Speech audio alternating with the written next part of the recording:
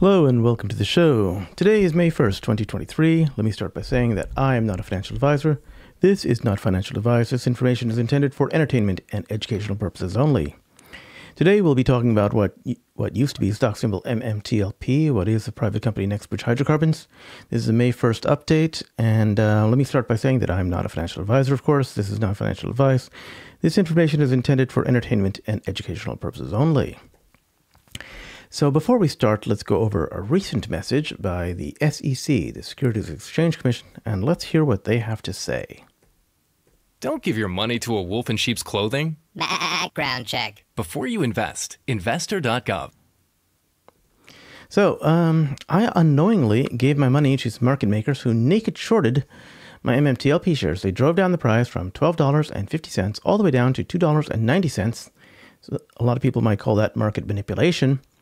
These were done by naked shorts and market makers, and they were assisted by FINRA, who apparently pulled this thing called a U3 halt that prevented the short shares from ever being reconciled.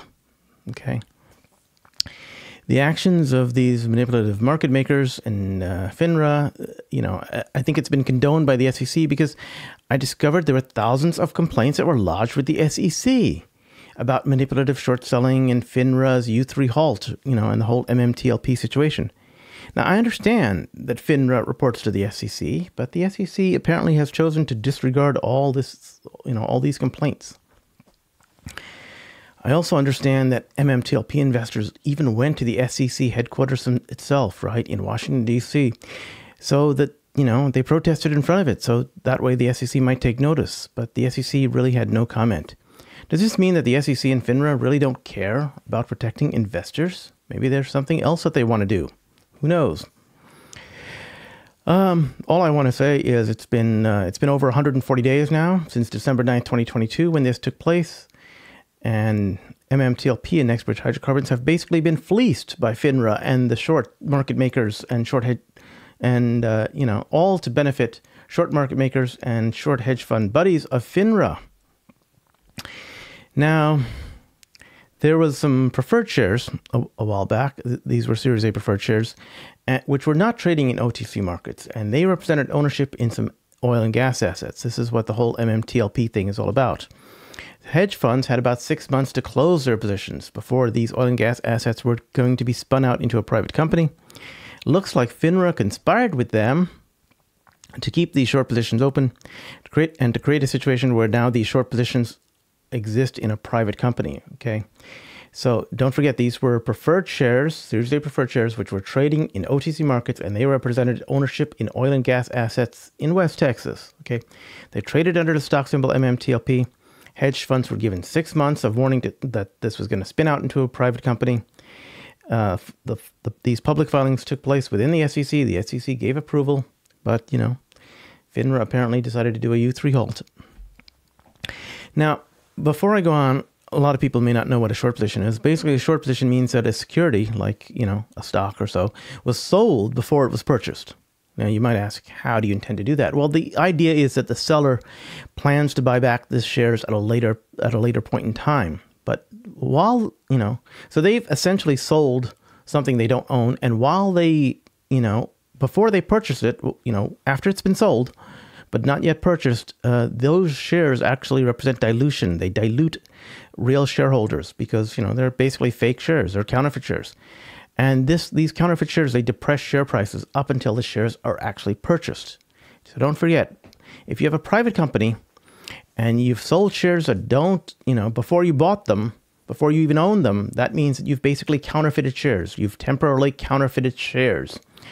And so therefore, because this thing has been U3 halted, because it's gone on for 140 plus days, these short positions are counterfeit shares in a private company, and it's because you can't trade these private company shares, right? So they've effectively been frozen in place as counterfeits. That means the private company shares have been counterfeited because these private company shares cannot be traded. Okay, it's very, very simple. FINRA pulls this thing called a U3 extraordinary event halt, and they stopped trading of MMTLP before the shorts would have to close their positions. They came out with a FAQ, an FAQ, frequently asked questions, and that verified the existence of short positions in the private company. There's 65,000 plus shareholders who had a lot of questions about this. And in fact, there are now 3 active lawsuits against FINRA about MMTLP. There's an investigation that's being funded by Flamethrower LLC. Congress started to look into this, and FINRA's response was that they wrote an FAQ. Now, before people start saying the situation is complex and all that, let me just simplify. This is what FINRA should have done. It's very, very simple, okay? FINRA should have instructed brokers and broker-dealers of a corporate action that shorts have to close their positions by December 12th, 2022. They should have informed brokers and dealers that on December 9th to 12th, all trading must be position close only. What that means is that if you're long, if you've purchased shares, you can sell your shares to the shorts. If you're a short, then you can close your position by buying shares, okay? Don't forget, shorts would reconcile the shares because they've already sold shares and they were never originally purchased. They would buy back those shares to close their counterfeit shares, right? This would prevent the shares from ever becoming counterfeit, but FINRA didn't do that. Instead, it looks like they conspired with hedge funds to keep the short position open into the spin-out of a private company. Now, of course, there are short positions in a private company. And don't forget, short positions in a private company, if you think about it, is basically a fraudulent counterfeit share, okay? Now, FINRA apparently is this, if you haven't heard of FINRA, FINRA is a self-regulatory agency. They're empowered by Congress, and they report to the U.S. Securities Exchange Commission, the SEC. If you look at their website, they state that their goal is to provide a resource for investors to feel confident about investing in U.S. financial markets. Well, it certainly looks like they're working with particular hedge funds to enable counterfeiting in U.S. markets and fleecing investors. I don't know how confident I'd feel after their actions. Okay. The current situation with FINRA is that after their U3 halt of MMTLP, the resulting short position exists in a private company, and that private company is Hydrocarbons. It's gone on for over 140 days now without resolution. The short position in a private company, of course, equals a counterfeit share. And it's a clear example, I think, of how corrupt U.S. markets are. FINRA is showing how corrupt U.S. markets are. Anyway, FINRA's U3 halt fleeced 65,000 plus shareholders of MMTLP, all to benefit a few short hedge fund buddies of FINRA. Until the situation is resolved, I'm saying that's a clear example of corruption in the U.S. market, and it actually harms the entire U.S. market. So, if we want the U.S. market to thrive and do better, we need to fix this problem. We need to, address the issue, etc. Anyway, so before I start with today's video, I'd like to just state that things are moving fast, but it's important to recap what has gone on before. And with that, so let's do a quick recap of what has actually gone on before, okay? Because it's really important. So, quick recap. We got 4 events. The first one is Congress, right? So, Congress was fully aware of the MMTLP situation. In fact, there were multiple Congress people. Now, we note that they did not ask Gary Gensler any questions about MMTLP during their videotape sessions with Gary Gensler. And the reason is that they were briefed by this guy called James J. Angel, who likely just read them the FINRA FAQ, right? Now, we know that James J. Angel was invited by Pete Sessions' office, and he spoke to a whole bunch of Congress people. So I believe that somebody was afraid that Congress might ask some uncomfortable questions of Gary Gensler and what was going on there. And if we look at social media in terms of Twitter Spaces and video and all that, we've gone dark. Okay, social media has gone dark because social media now will not talk about any plans before it's too late for the opposition, meaning the shorts, FINRA, etc., to react. Because basically social media was talking about the fact that we're going before Congress. We're going to ask Gary Gensler a whole bunch of uncomfortable questions. Somebody didn't want that asked, I think. That was basically what happened. But fortunately, of course, we had Anna Trades. She spoke to Gary Gensler in the hallway. She confirmed that the SEC is 100% aware of the MMTLP situation. Anna Trades was not alone. She was also with William P. Ferrand, and a host of other people who were roaming the halls of Congress. Thank you, Anna Trades, for all you've done. It's a big deal. It's a really big deal. Now, don't forget, we believed that Congress was going to ask a bunch of questions to Gary Gensler, but they did not because of this guy, James J. Angel, who briefed a whole bunch of people at the last minute. And he basically, I basically think somebody was very afraid that Congress was going to ask a lot of uncomfortable questions, right? Anyway, let's move on. That's first recap. Recap number one. Recap number two, Roza Tawil's lawsuit, okay? She opened up a new filing, and her new filing is provided in this link below, of course. And her filing includes the updated FOIA information, which indicates that FINRA knew what was going on. It's been notarized, of course. And her updated filing is now demanding blue sheets from FINRA. And she's indicated that AST has alluded to her that there are over 200 million shares out there. And we're waiting for a judge to provide a ruling on this any day now. Any day. It's been a while. So we're waiting for this. It could happen any moment. Who knows? Next, we have quick recap number three. We know that a Form 8K was filed by NextBridge Hydrocarbons. Okay, NextBridge Hydrocarbons has announced that they intend to issue 56.3 million shares to Greg McCabe in exchange for his 22.6% interest in the Orogrande project. So basically, they're getting more oil and gas assets in exchange for shares. So it's all being consolidated under the stocks under NextBridge Hydrocarbons. So each share now has a larger percentage of the Orogrande project. So this is a non-dilutive event, of course. You don't need to worry that more shares have been issued because you now have more oil and gas assets. Okay. So this was a fair exchange. Now McCabe has effectively given shareholders some additional ownership of MMTLP shares, because if you look at how much shares he got for the amount of oil and gas assets that he provided more oil and gas assets than there are currently in terms of assets per million shares. We did a quick calculation. First column is million number of shares, is millions of shares. The second column is the percentage of the Orogrande project. So before this 8K took place, there was 165 million shares, which represented 49% of the Orogrande project. That was basically 0.296% per million shares. Greg McCabe traded 22.62% of the Orogrande project for 56 million shares. Basically, he was getting about 0.4% per million shares. Okay, so he was actually giving more percentage per million shares into this this consolidated platform, right? As a result, everyone now has about 0.32% per million shares. So I call that an undilutive event. We actually have a little bit more percentage of the Orogrande project. But what does this actually mean in terms of the big picture with the shorts and everything, right? We know that there were 500 million shares allocated by NextBridge Hydrocarbons. That means that they could potentially issue some additional shares. And there's been speculation that they might issue additional shares in order to help resolve the situation with MMTLP. Previously, they could,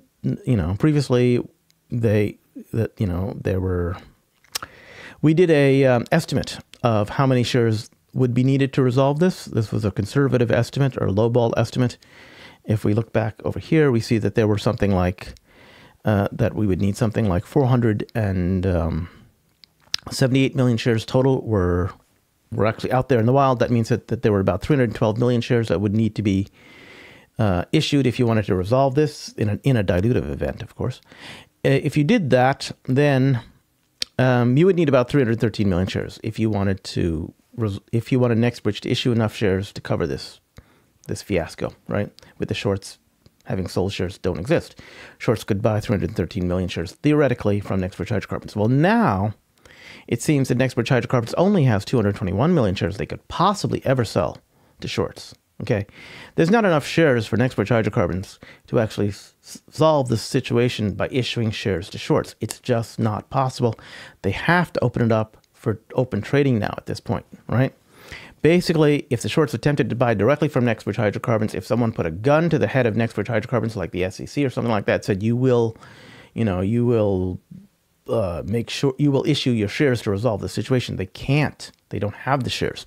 There are no longer enough shares. That's a big deal. That is a big deal. So the situation is now, I believe, worse for shorts. The shorts were warned of this, that additional shares would be issued to McCabe in December of 2022. There are now fewer shares for shorts to buy, so essentially the prices just went up. That was recap number 3, the effect of what happened in recap number 3. Now let's look at recap number 4. Recap number 4, we know that, We know that Roller Pigeons did a FOIA request to get some information about this, about SEC comments to Nexpert Hydrocarbons about an S1 filing that they did. They were planning to release about 40 million shares to accredited investors, and they delayed releasing those shares so that the SEC could continue with whatever, to give the SEC time to read the S1 filing and understand it and provide meaningful comment. So we never saw the S1 filing come out after that. So basically, the question came up from Roller Pigeons. Hey, can you please release the, what comments came out of the SEC to Nexpert Hydrocarbons? Why haven't we seen anything come out with that S1 filing, right? Well, the SEC got back and they said, hey, we can't provide you that information. In fact, we're not going to provide you that information. They told Roller Pigeons in a few days after she submitted the FOIA request, we're not going to tell you because there's possible foreseeable harm if we tell you. It's like, what? Foreseeable harm? All that the SEC is supposed to do is to provide comments to an S1 filing. The S1 filing is information. The S1 filing is information that Nexpert Hydrocarbons has willingly disclosed to the public. The SEC has to provide comments about that information that was willingly disclosed to the public in order to issue those shares. Why is there foreseeable harm? I do not see foreseeable harm to Nexpert Hydrocarbons about this. So I don't know what this deal is about foreseeable harm. Could the SEC be talking about harm to shorts, market makers, brokers, maybe broker-dealers? How many shorts are there out there? I suspect there's at least 300 million. There could be a hell of a lot more, and I think the SEC doesn't want the world to know. But anyway, we know that the SEC has the blue sheets because the SEC, we know that the SEC knows what the short position is because there was these emails that went about between FINRA and the SEC that were disclosed as a result of a FOIA request, right? So could it be that the SEC wants Nexpert Hydrocarbons to provide a lot more than 40 million shares in the offering? It sounds extremely suspicious to me. Okay. So Forbes released a hit piece on MMTLP, and they said it's the wild saga of the meme stock that left thousands of shareholders with nothing. Okay, this is a hit piece. I'm not going to provide a link because, quite frankly, it's a piece of crap. Anyway, so here's the thing. You can see from this weird graphic that they're providing in the article. If a stock doesn't trade, the price can't go down. What is this? I mean, Forbes, I expect a hell of a lot more from you. Okay. Anyway, this is a very biased anti-retail article. And it's likely paid for, I believe, by shorts and FINRA. It's got an underlying tone to it from the very first sentence. Tons of mischaracterizations, right? People who were incorrectly informed and later correctly informed after reviewing evidence and changed their minds were not actually not actually quoted correctly. Like, for instance, Dave Lauer, right? Dave Lauer, at first, he said, I don't know what's going on, but it sounds like this is a problem for for Nexpert Hydrocarbons. It sounds like it's a management problem. After reviewing the information, Dave Lauer changed his mind and he said, well, no, this is obviously FINRA's problem. FINRA created the problem with the U3 halt. And so where is that? Instead, Dave Lauer says, well, FINRA had no choice. FINRA had to do this thing because of the timing involved and all that. Basically, that was what was in FINRA's FAQ, but that is not what Dave Lauer later said. Dave Lauer later, after reviewing the information, he said, oh, yeah, FINRA was totally in the wrong on this. They should not have filed a U3 halt. In fact, they should have gone to position close only. So Dave Lauer understood the situation afterwards, and he changed his mind. This article does not include Dave Lauer's changing of mind, right? In fact, it goes on to make fun of various people. who were involved in the MMTLP saga. The whole situation is, I believe, it's really a sad day for Forbes, right? Forbes is losing a lot of credibility here, in my opinion. I think that Forbes could do a lot better, and I would like to see Forbes do better in the future. I feel bad for Forbes. Forbes, you know, they're losing. Printing hit pieces like this basically means Forbes is actually losing credibility, right? The best response to this comes from CaeBLe. So thank you, CaeBLe, for this response. I'm going to read CaeBLe's Twitter response because it is so well written. So CaeBLe, he says, I finally read the Forbes article. Some know I used to be a professional journalist, top 10 collegiately trained and all. I have some insight into the piece and opinions I'd like to share.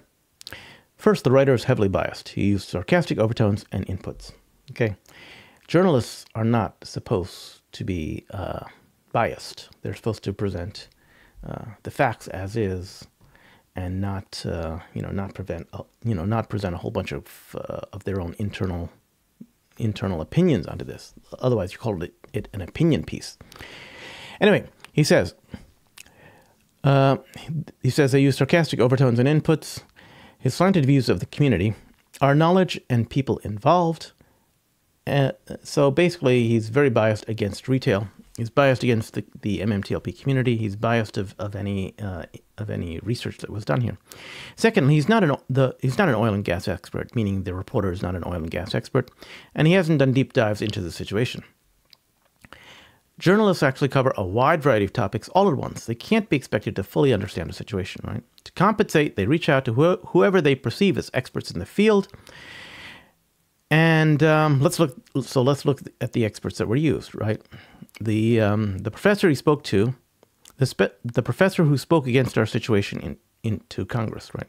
One of the experts that they used was James J. Angel, and James J. Angel is someone who either is ignorant or working against us, one way or the other. We know that James J. Angel has said that he is a shareholder and he feels he has been fleeced, but he doesn't know by who. That's very strange. Most shareholders would understand the situation. Either I suspect that he is not a shareholder or he does not understand the situation. And if so, the stuff doesn't really compute, right? If he's an expert, then he should understand the situation. And if he understands the situation, why did he buy shares in something that he thinks is a scam? Okay.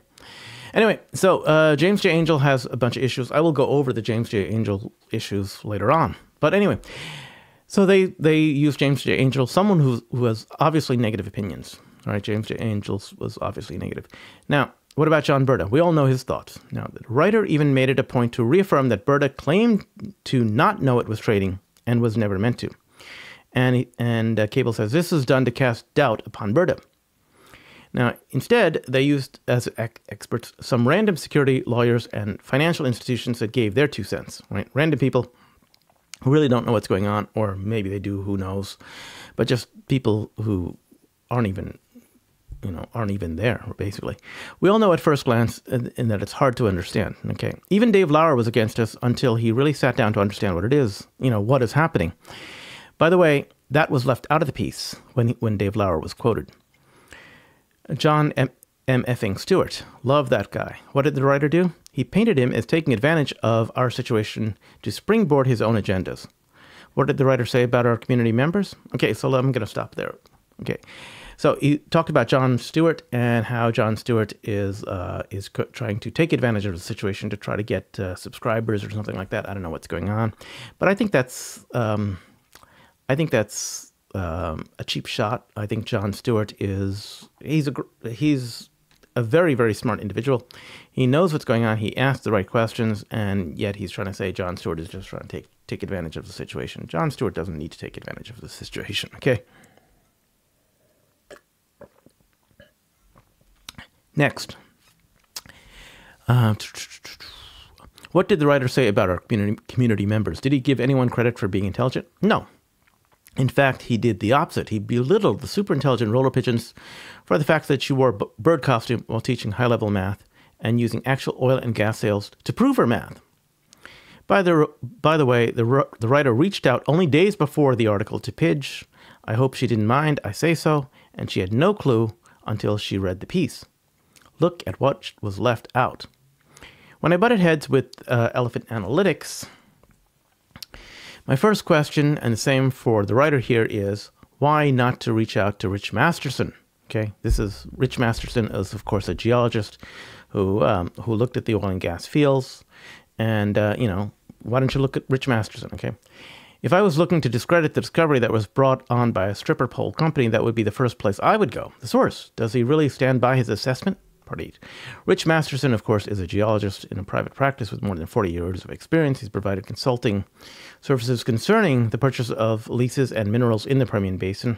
Okay, he originated the Wolf-Bone unconventional play in the Delaware Basin, prepared prospects totaling more than 150,000 acres in the play, which are being leased and drilled. Okay, he has a bachelor's degree in geology from Trinity University. He's a member of the West Texas Geological Society.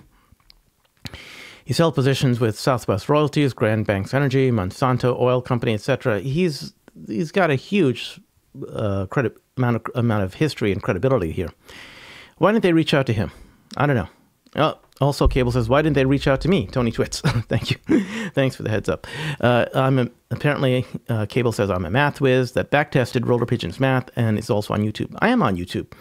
And the math is easy to backtest. I showed all my math.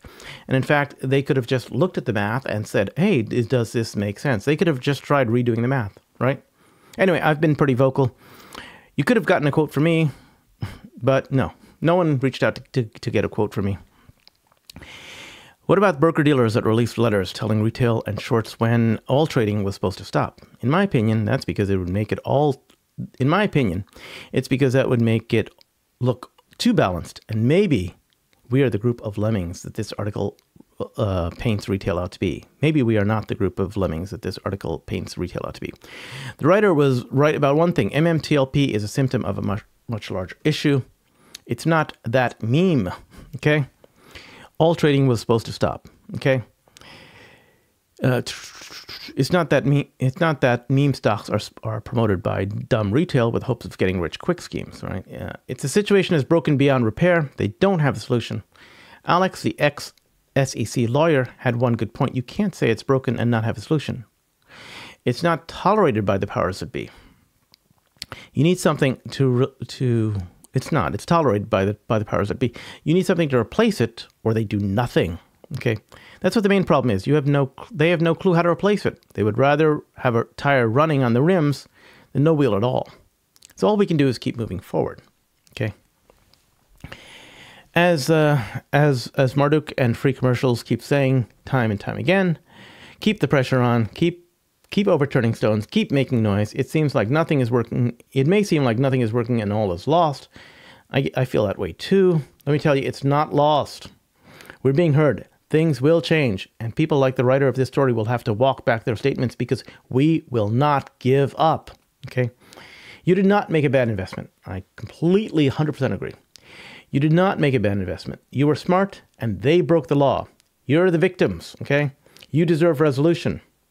And that's from William P. Frond and Ham Shortkiller. So, I completely agree with what CaeBLe has to say. He said it way better than I could have. So thank you, CaeBLe, for tweeting this, and yeah, thank you for the message. It was phenomenal. It's well worth reading. Okay. Next, I mentioned James J. Angel, and thank you to the Glass Guy. Thank you to the Glass Guy who actually asked ChatGPT, tell me about James J. Angels. Was he ever before the Georgetown Ethics Committee? And ChatGPT says, yes, he was. He's a finance professor at Georgetown University. He appeared before the Ethics Committee in 2018. He was accused of violating the conflict of interest policy. Oh, wow. Violated conflict of interest. Because he worked as a consultant for an HFT, high-frequency trading firm, while also serving as a professor at Georgetown. The committee found that he had violated the policy and recommended that he be suspended for 1 semester without pay. So naturally, of course, he appeals the decision. And upon appeal, they ultimately settled with the university and agreed to a less severe punishment of a 1-year suspension of his consulting work and a reduction of his salary for 2 years. So naturally, of course, Glass Guy says, hey, do you have some sources to provide more information about James Angel's appearance before the Georgetown Ethics Committee? And ChatGPT says, here are all the sources. You can look it up yourself. It's all over the web. It's in the Wall Street Journal, Washington Post, and Bloomberg. So, so the Forbes article is using this guy called James. It's quoting this guy called James J. Angel, who is a professor with a bunch of ethics violations, and he's gone through a lot of conflicts of interest. I don't know if I trust this guy very much. And Forbes, why are you using as your expert someone who's gone through a bunch of ethics violations? Is it perchance that your article is not very ethical itself? Anyway, moving on from the Forbes article.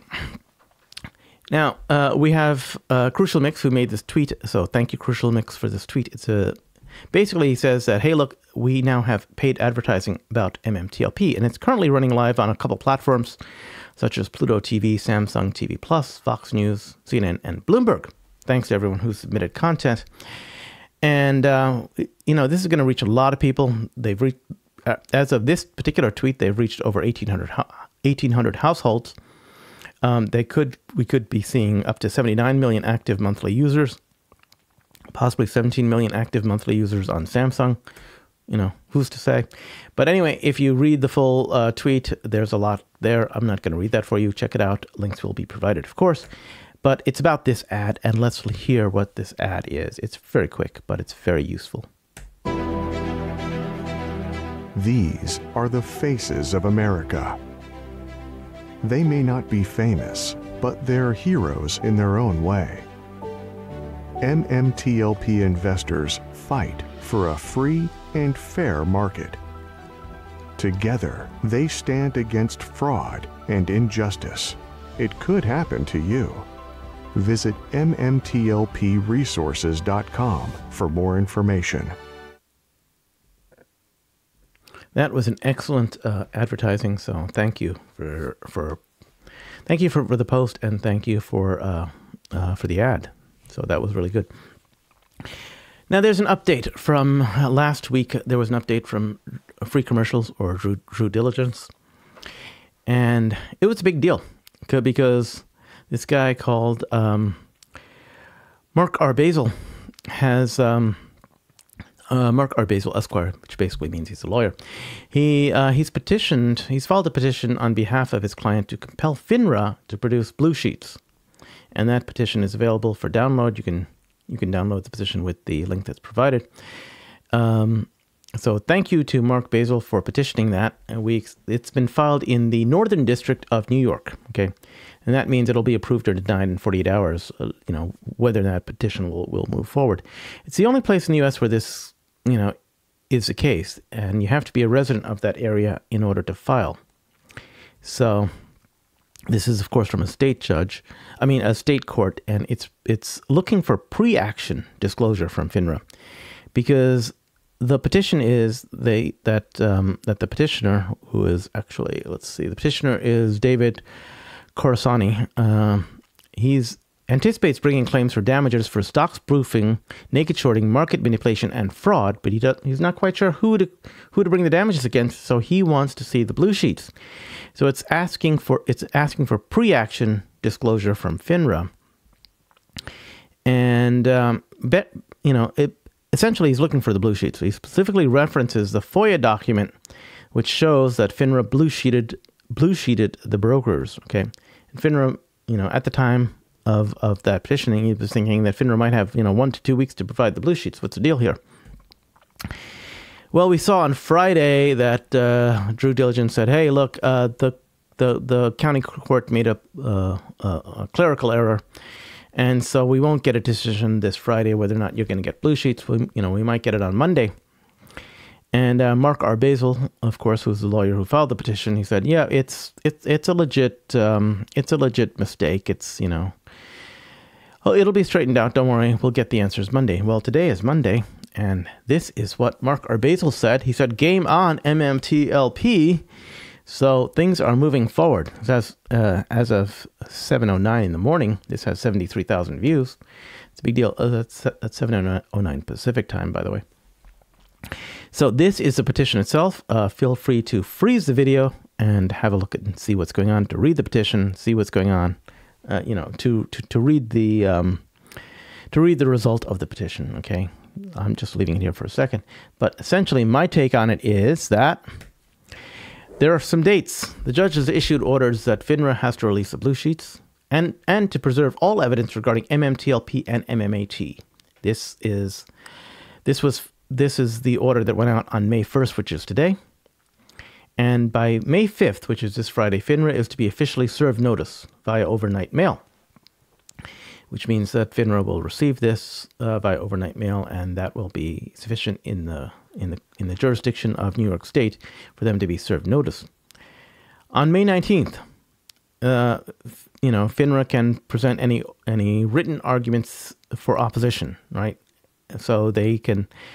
So basically, that means that if FINRA wants to respond, they can respond with written arguments they can serve them and file them to the court by May 19th. Okay.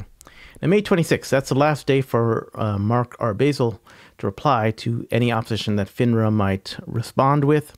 So that's the last day for the reply. By May 30th, we expect FINRA to appear in court with oral arguments, basically. So FINRA has been basically given about a month right now to release the blue sheets or provide an argument as to why they should not release the blue sheets. The countdown has started right now. In fact, multiple countdowns have started because, as we know, Roller Pigeons has also asked for the blue sheets via FOIA request from the SEC. This happened on April 7th, is her video. And so we are currently waiting for the blue sheets via FOIA request through the SEC from Roller Pigeons. Not only that, we also see that Richard Hoffman is also requesting the blue sheets in California State Court.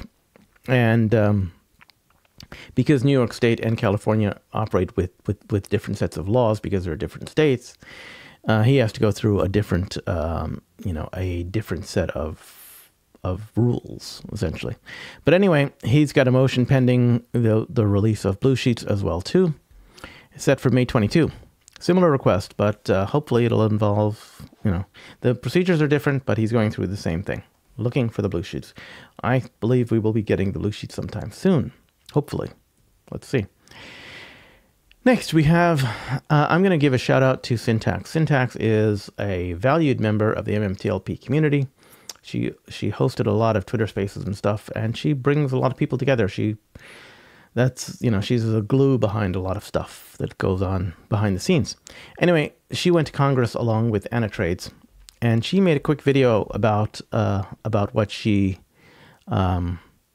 about her experience through there, and it's very heartfelt, and I recommend that everyone watch it. It's very cool. It provides insight as to what actually went on behind the scenes in Congress. I think it's very cool. So thank you, Syntaxed. Basically, she was told by certain congresspeople, right? Basically, she was told what James J. Angel said, which is basically what the FINRA FAQ said about MMTLP, which is sad. We know that Congress was well aware of what was going on past the FAQ, but apparently they chose to recite the FAQ back to Syntaxed. And then some people in Congress actually told her that she needs to hire a lobbyist, and that's what kind of a U.S. citizen has to hire a lobbyist. And a lot of people asked her, what kind of credentials do you have? Who are you? What do you know? Are you just some lame person off the street? Well, here's someone who I don't believe has any credentials. They have no degrees, yet they spoke in front of world leaders as a teenager, okay? I don't think she went out and she hired lobbyists to be heard by politicians. In fact, they trotted her up front. So you don't need to have any credentials to speak in front of politicians. And in fact, as far as I'm concerned, Syntax represents 65,000 plus retail investors. We are behind you, Syntax. Okay. And I wouldn't worry about any meaningless degrees, right? I know a lot of people who have a ton of degrees. Okay, a lot of people with a ton of degrees spoke on behalf of the tobacco industry, saying that smoking is good for you for a long time before it came out that, gee, smoking causes cancer. But for a long time, there were a ton of experts that were trotted out in front of Congress saying, hey, smoking is good for you. Well, whatever happened to those experts is what I want to know. So if anyone is going around asking for credentials, I think that Syntax, has a lot more credentials than Greta. And in fact, I think that she has a lot more to say because she is speaking to the plight of 65,000 plus shareholders. These are not just shareholders. These are voters. These are not just voters. I mean, these are not just voters. They are U.S. citizens as well, too. U.S. citizens, voters, and hopefully these people will be future donors, potentially. And they may or may not be donors to your campaign. They may be donors to the opposing campaign, for all we know. Anyway, like I said, these are, we are 65,000 plus taxpayers, U.S. citizens, voters, political donors, and we have a very long memory. Let's just see what people, let's just see what the people that Syntax represents has done so far. We've been on Twitter Spaces. If you have not been to a Twitter Space, check it out. Spaces are live almost every single day. They typically have hundreds to thousands of listeners. We ask questions. There's active discussions. We go over theories as to what's going on with finances, right? Again, there's no financial advice on Twitter Spaces or here. We're not financial advisors, but this is for discussion, understanding, and education. But now Twitter Spaces will not be discussing any future plans because Twitter Spaces have of course gone dark. Now these spaces are often hosted by Syntax or Marduk, Drew Diligence, Junk Savvy, Jorel, Peter T, Gray Tendo. These are people that I regularly will listen to. I will occasionally come onto a Twitter Space myself. You can listen via webpage. This particular Twitter Space is by Russ Race, who conducted the survey to try to find out how many shares of MMTLP existed. Thank you, Russ Race. But you can listen on a webpage. You can also request to speak and ask questions if you're on an app. And by an app, I mean an iPhone, an iPad, or Android. So if you see a space and you look at the top right-hand corner, you'll see a little up arrow, and that's how you copy the link to share the space with your friends. So if you're on a space, just click on the top right, and then you can share the space with your friends. So not only are people on Twitter Spaces, which is very public, there are also local Twitter conversations which are going on in various state groups. There's all 50 states, right? Including California, Texas, New York, etc. There's also private spaces regarding the MMTLP Fidelity Group. So if you want to be a member of that space, ask around, and I'm sure someone will send you a link. Again, these are private spaces. These are private conversations, and part of the reason they're private is because the only way to get into them is you have to know someone who's already in them, and this prevents, of course, this is an attempt to prevent shills and various other bad actors from entering these spaces. Twitter Spaces, of course, are open to all. Direct messages are not. So these are local Twitter conversations. We are also on social media. As you can see, we've contacted James O'Keefe, who spread the word among 1.2 million people. So this gets around word of mouth. Millions and millions of people will know about MMTLP. Millions and millions of people have already known about MMTLP from seeing the James O'Keefe tweet. We're on social media, and we correct misinformation, as CaeBLe did with this whole Forbes Hit Piece, right? And as you saw, we've also do direct advertising on various platforms. There's a website called MMTLP Resources, okay? So that website is updated, and you can go check out the website. There are lawsuits going on. In fact, there are multiple lawsuits. Richard Hoffman, Elaine Helmsley, and David Coruscani in New York all have lawsuits going on right now. So we have, as well as Roza Tawil, right? So we have 4 active lawsuits going on, multiple lawsuits. There could be more at the time of this video, who knows? Not only are there lawsuits, we're also checking out, there are investigations going on with Share Intel that's being done by Flamethrower, which is, which are certain OGs who are gathering information to, to present as statistical evidence of manipulation. Not only that, this group has also done protests and those protests, we've protested outside the SEC headquarters and various other places. Those protests were covered, of course, by Charles V. Payne on Fox News. Charles V. Payne has also asked questions of Hester Pierce of the SEC about MMTLP, and Hester Pierce has given Charles V. Payne the runaround, to which he said, "You're giving me the runaround. Why don't you answer the question?" There have been FOIA requests that have been filed, and FOIA information has been received by this group. Okay, so not only that, of course, as you know, we have visited Congress and talked to regulators, walked the halls of Congress, as well as Anna Trades has directly met with Gary Gensler, and she has confirmed that Gary Gensler knows all about MMTLP. Not to mention there have been protests outside of the SEC. So, people seem to be pretty active here. These are not just a bunch of yutzes. Okay, this is what we have done so far. And forgive me if I have missed a bunch of stuff. There's just a lot going on. We have all these particular YouTube channels out there. Terry Yonkers covers this every single day, so does Trading Secrets.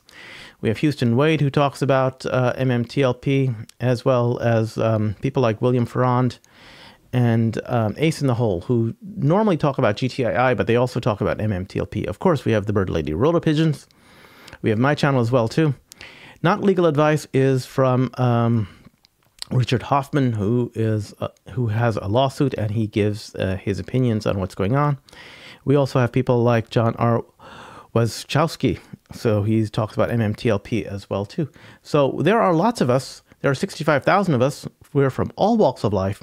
We absolutely will not stop until this situation is resolved and justice is served. So we are operating on multiple fronts: legal, FOIA requests, congressional, regulators, protests. This is just going on and on and on. We will not stop. Okay? And that's basically what I have to say. Today is, of course, May 1st, 2023. Let me end by saying I am not a financial advisor. This is not financial advice. This information is intended for entertainment and educational purposes only. Goodbye.